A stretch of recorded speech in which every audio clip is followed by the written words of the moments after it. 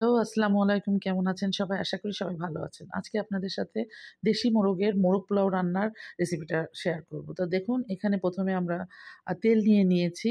তারপরে ওতে আমরা একটু ঘি দিয়ে দিয়েছি। এখন দেখুন এর ভিতরে আমরা তেজপাতা, এলাচ, দারুচিনি, লবঙ্গ, আ কালো এলাচ এগুলো দিয়ে একটু নাড়াচাড়া করছি। একটু কিছু সময় নাড়াচাড়া করার পরে এর ভেতরে আমরা রসুন দেখুন রসুনের এই পেস্টটা আমরা দিয়ে দিব এবং তারপরে একটু আদা পেস্ট দিয়ে দিব।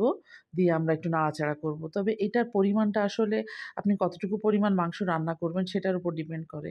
আমার এখানে বড়, বড় ২ টা মুরগি নিয়েছি। তো সেই অনুপাতে আমি এখানে আ মসলাটা দিয়েছি।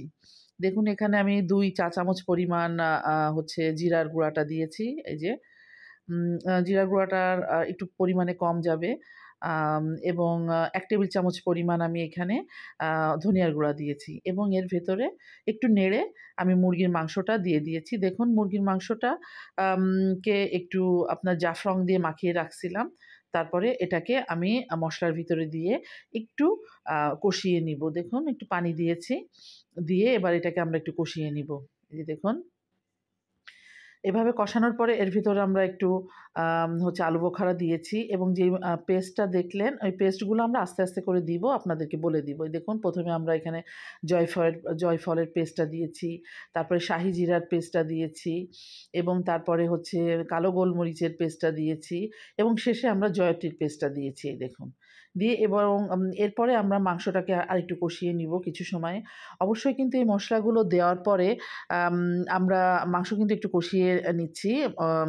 তারপরে হচ্ছে আমরা অন্য ইনগ্রিডিয়েন্ট ব্যবহার করছি। এই যে দেখুন এটা দেওয়ার পর আমরা কিছু সময় কিন্তু অবশ্যই কষাবো এবং এর ভেতরে আমরা লবণটা এড করে নিয়েছি। দেখুন।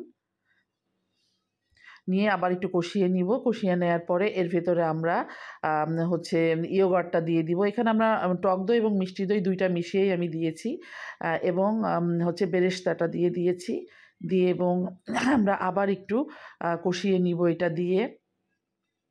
যেহেতু চিনি না যাতে আমার না দেওয়া লাগে ওইজন্য আমি টক দইয়ের সাথে একটু মিষ্টি দই এড করে নিয়েছি। এবার দেখুন এর ভেতরে আমরা একটু হচ্ছে দুধ দিয়ে দিয়েছি।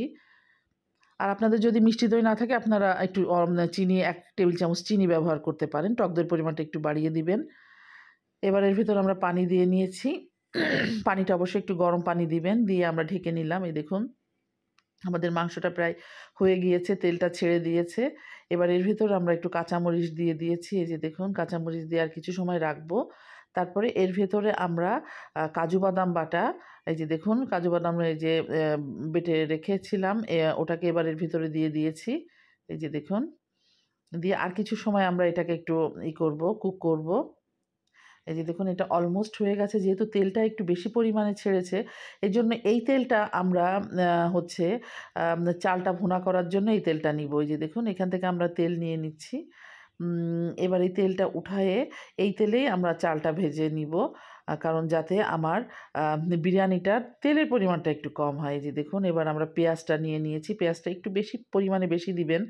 দেওয়ার পরে পেঁয়াজটা একটু যখন হালকা ভাজা, ভাজা হবে তখন এর ভেতরে আমরা এলাচটা দিয়ে দিয়েছি। দেখুন এর ভিতরে আমরা আরেকটু তেল এড করে নিয়েছি এবং তেজপাতা, দারুচিনিটাও এড করেছি। দেখুন দিয়ে আমরা আরেকটু নেড়ে-চেড়ে নিব।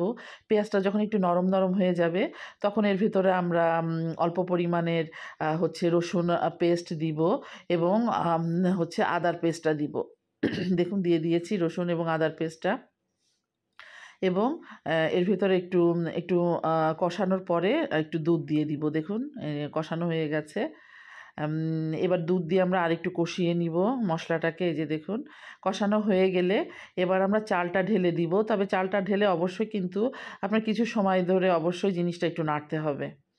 এই যে দেখুন আসলে ভিডিওতে ওইভাবে সব পুরোটা দেখানো যায় না। তবে আমি বলে দিচ্ছি অবশ্যই কিন্তু আপনারা যেমন মাংসটা রান্নার সময় মসলা দিয়েছি, দিয়ে কিন্তু অবশ্যই আমি কিছু সময় কিন্তু মসলাটা কষিয়েছি। দেন আমি আরেকটা মসলা দিয়েছি। তো এইভাবে কিন্তু অবশ্যই আপনারা করবেন। দেখুন চালটাকে খুব সুন্দর করে আমরা এখানে একটু ভেজে নিচ্ছি মসলার সাথে। এভাবে ভেজে নেওয়ার পরে তারপরে আমরা পরিমাণ মতো পানি দিয়ে নিয়েছি। দেখুন এখানে আমি চালটা দিয়েছিলাম আম হচ্ছে ৫ পট মতো এবং এখানে পানি দিয়েছি আমি ৯ পট পরিমাণ পানি দিয়েছি এবং এই দেখুন এর সাথে কিছু দুধ দিয়েছি ওই যে একটু দুধ দিয়ে নিয়েছি, আধা পোয়া মতো দুধ দিয়েছি এবং এর ভেতরে পরবর্তীতে যে আমি লবণ এবং আস্ত কাঁচামরিচটা দিয়ে দিয়েছি। দেখুন আম আমার এই যে ভাতটা কি সুন্দর হয়ে গেছে। এবার এর ভেতরে আমি হচ্ছে মাংসটা দিয়ে দিব। এই যে দেখুন মাংসটা এড করে নেব। খুব সুন্দর করে মাংসটাকে মিক্স করে ফেলতে হবে। এই যে দেখুন মাংসটাকে মিক্স করে ফেলে আম হচ্ছে আপনার দমে রাখতে হবে। একেবারে হালকা আঁচে আপনার এটাকে কমসে কম ৭-৮ মিনিট মতো দমে রাখতে হবে। এই যে দেখুন আমি এরকম করে মাখিয়ে নিয়ে আমি এখন দমে দিয়ে দিব। তারপরে আবার আপনাদেরকে আমি দেখাবো। এই যে দেখুন হয়ে গেছে। এবার আমি এটাকে দমে দিয়ে দিয়েছি। এই দেখুন আমার এই যে রাইস কিন্তু প্রায় হয়ে গেছে। দেখুন কি সুন্দর একটার সাথে একটা কিন্তু লাগেনি। এই যে দেখুন অনেক সুন্দর হয়েছে। এই যে আমার দমে দেওয়া হয়ে গেছে এবং এটা রান্নাও হয়ে গেছে। তো এই রেসিপিটা কিন্তু অনেক সোজা এবং খেতে কিন্তু অনেক মজা হয়েছিল। তো আমি আশা করছি আপনাদের